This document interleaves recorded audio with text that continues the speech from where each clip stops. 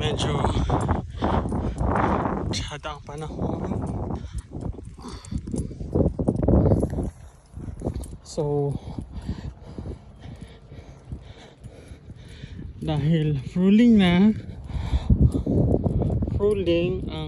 anatay flower garden, flower farm tawag na. Ambot lang kung isang klase ng flower farm. So straight ang tanang away. Tapos sa pikas is same lang gihapon. So kung lang taon siya, tsada siya sa naawon, pero sa gumihawa guys, wala gay tao na nakita.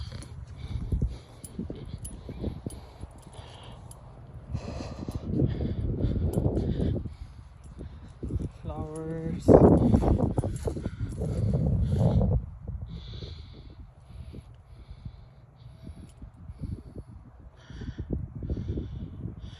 Na ito nga diri, but lang saan siya.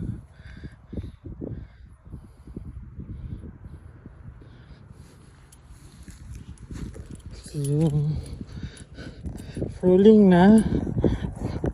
So, ibig sabihin sa fruling, ibig sabihin ano, tigsibol.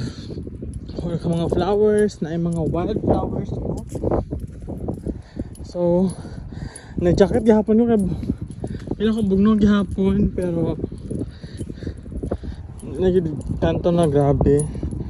So,